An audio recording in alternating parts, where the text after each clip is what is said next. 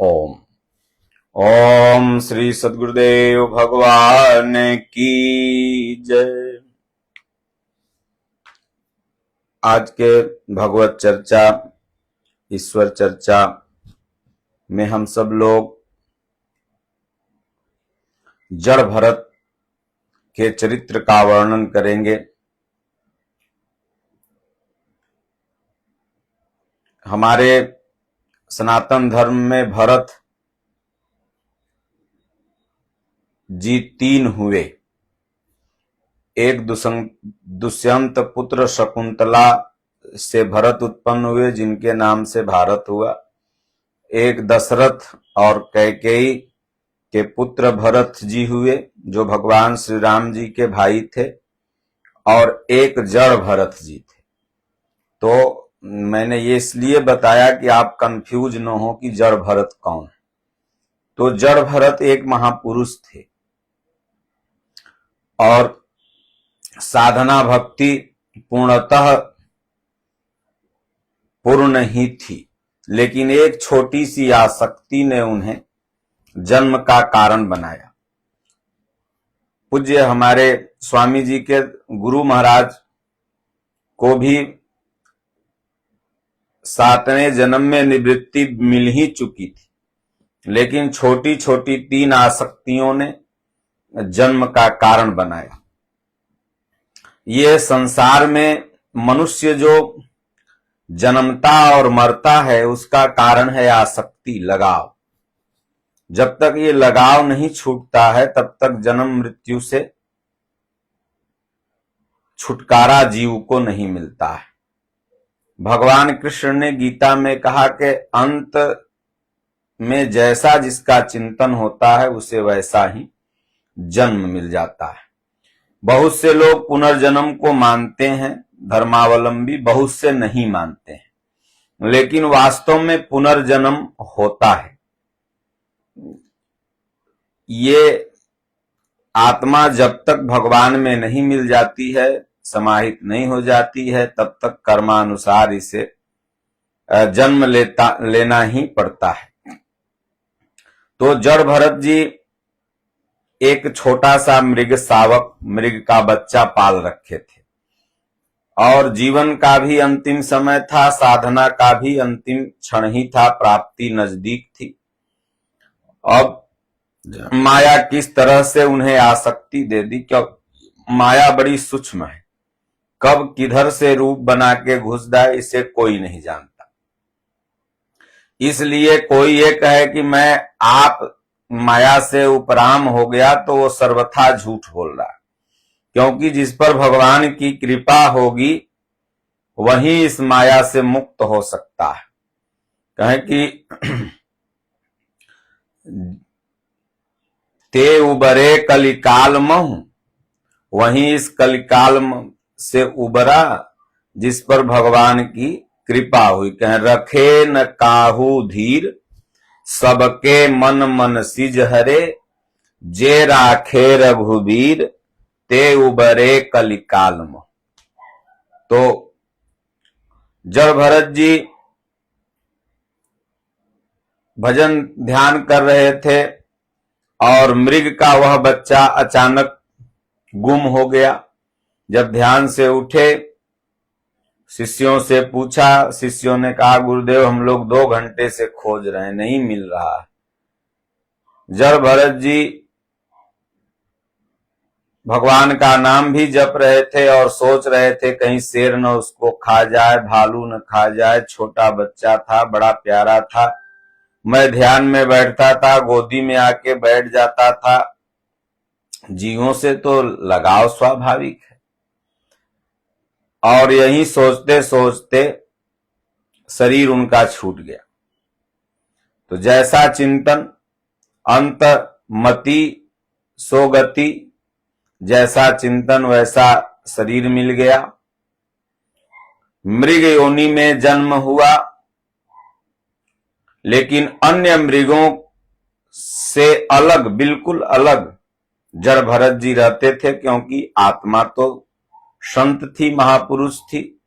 आप देखेंगे जीवों में भी वो भले स्वभाव से उनके पूर्वज हिंसक हों, जीवों के पूर्वज, लेकिन तमाम जीव ऐसे होते हैं जो आप देखेंगे और कहेंगे अरे लगता है किसी जन्म का ये पुण्यात्मा है। मेरे आश्रम में एक कुत्ता है, जब आरती होती है तो ओ करने लगता है, जो भी लोग देखता है कहता है लगता है किसी जन्म का पुण्यात्मा है। आरती के ही समय डमरू जैसे ही बजेगा। आश्रम में एक मृगा है, जैसे ही सत्संग होगा पूज्य स्वामी जी का स्टार्ट, तैसे ही आकर के वो सत्संग मंच पर बैठ जाता है। जहां भी रहेगा महाराज जैसे ही ओम श्री सद्गुरुदेव भगवान की जय बोलेंगे तो तोड़ाने लगेगा और आके वहीं बोरा बिछ जाएगा, आसन लगेगा तभी बैठेगा। ये किसी जन्म के सब पुण्यात्मा होते हैं। तो उसी तरह जड़ भरत जी अन्य मृगों की तरह बिल्कुल अलग रहते थे। न मृगनियों के पीछे भागना, न मृगों के झुंड में जाना, अपना बैठे रहना, क्योंकि उन्हें पता था ऐसे स्तर को प्राप्त कर चुके थे।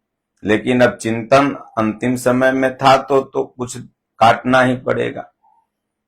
कुछ दिन तक उन्होंने उस शरीर में अपने संस्कार को काटा, फिर नदी में जाकर के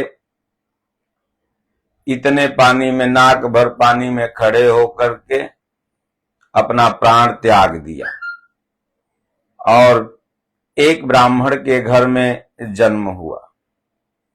4 भाई थे जड़ भरत जी। अब जड़ इनका नाम इसलिए पड़ा कि जड़ माने मूर्ख भी होता है। जड़ चेतन गुण दोषमय विश्व कीन करतार, संत हंस गुण गहई पय परिहरि बार विकार। तो जड़ मतलब लोग कह रहे मारो जड़े है, मूर्ख है। और भरत संजोग से नाम पिताजी ने रख दिया। भाई भगवान सबके हृदय में उर प्रेरक रघुवंश विभूषण, अगला जन्म में भी वही नाम, मृगा बने तो वही नाम, फिर ये जन्म मिला तो वही नाम। लेकिन महामूर्ख पिताजी थक गए पढ़ाते पढ़ाते।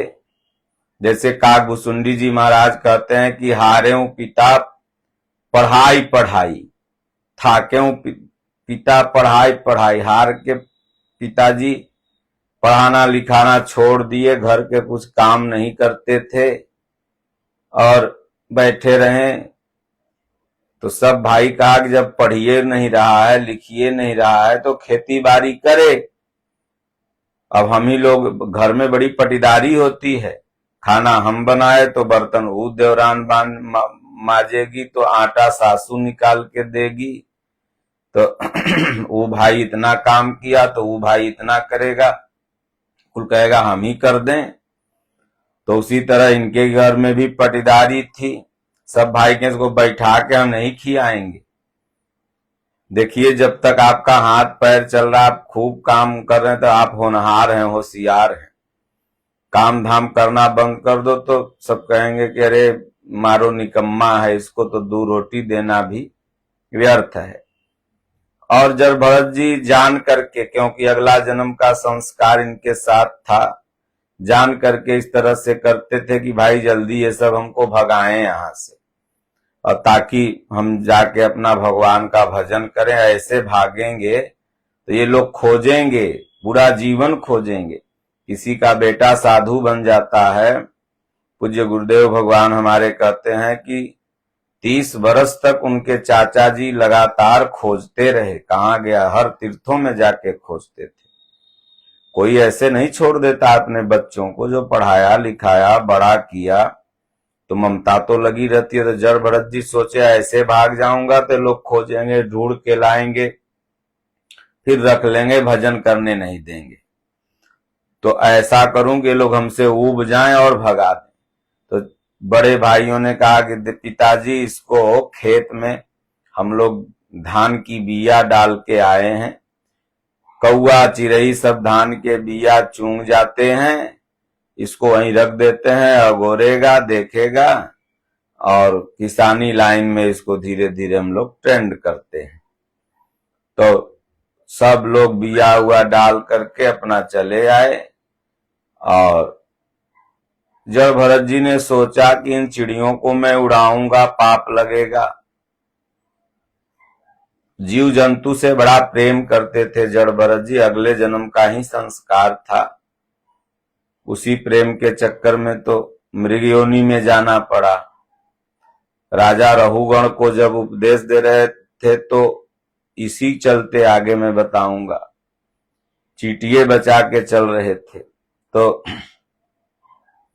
सोचे इन चिड़िया सब भूखी हैं, सबके खेत से उड़ा दी जा रही हैं, तो मेरे खेत में आके बैठ जाएं, खा लें, कोई बात नहीं। तो चुप मार के बैठल रहे, सब अपना टीना बजा दें, उड़ उड़ के सारी चिड़िया आ जाएं और ये अपना जपते रहे राम जी की चिड़िया, राम जी का खेत।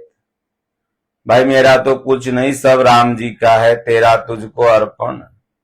राम जी की चिड़िया, राम जी का खेत, खाई ले चिड़िया भर भर पेट। बोले भर भर पेट खा लो। अब एक भाई आया, सुन लिया, बोले बाप रे, तो चिड़िया भी नहीं उड़ा सकता है और कह रहा है राम जी की चिड़िया, राम जी का खेत, खाई ले चिड़िया भर भर पेट। मारा दूलात के भाग, ऐसा निकम्मा मरिए जाए तो ठीक है। और बाबू को कहा, माई को कहा, सब भाई गए, भागी हो जात, मरी हो जात तो ठीक है। बहुत पागल लड़का निकल गया। अब जड़ भरत जी अपना बोले भाई यही तो हमें चाहिए था। फिर कथा लंबी हो जाएगी। कहीं बलि पड़ रही थी तो यह इन्हीं को पकड़ा गया तो काली मैया बचा ली। उसके बाद फिर अपना चल दिए, भगवान का नाम जपते हुए, चींटी बचाते हुए, राम राम राम। और श्वास में सूरत लगी रहे, चलते रहे। पूज्य परमहंस जी महाराज, दादा गुरु महाराज इसी तरह से सुबह उठते थे, कोई योजना नहीं रहती थी हम किधर जाएंगे, जिस दिशा में खड़े रहते थे उधरे चल दें, अपना नाम जपते हुए सूरत लगा के। जो संत होते हैं वो महापुरुष बड़े विलक्षण होते हैं, वो बहुत ही, उनकी रहनी को कोई समझ नहीं सकता। कहे कबीर संत हम चीन्हा, तो तुलसी कानों पर हाथ धर लीन्हा। इसलिए संत को पहचानने की दृष्टि ही अलग होती है। जड़ भरत जी जा रहे थे और 4 कहार थे रहुगण राजा का, और वो चारों में एक थक गया, बीमार हो गया। रहुगण ने कहा देखो कोई मोटा ताजा मिले, तो देखो वो जड़ भरत जी खाए पिए साधु संत तो मोटे ताजे होते ही, ब्रह्मचर्य रहते हैं और जहां जाते हैं बढ़िया बढ़िया भक्त लोग खिलाते हैं और कोई टेंशन नहीं रहता है, शरीर तो बना ही रहता है। कहारों ने कहा एक वो जा रहा है, उसी को पकड़ ले राजन, बहुत मोटा ताजा पहलवान है, पालकी भी लेके चलेगा अच्छा से। पकड़ के सब लाए, चल पालकी ढो। विचरण काल में हम सब लोग जब कभी विचरण करने निकलते थे तो कोनो कहे देखो मोटा ताजा घूम रहा है, कहीं काम करता तो बढ़िया है, माई बाप को छोड़ के घूम रहा है। कोई कहता था प्रणाम बाबा। तो संत जब विचरण में निकलते हैं तो कुछ न कुछ लोग कटु वचन, प्रिय वचन, सेवा करते ही रहते हैं। उसी तरह इनको भी सब पकड़ा, बोले चल चल पालकी ढो।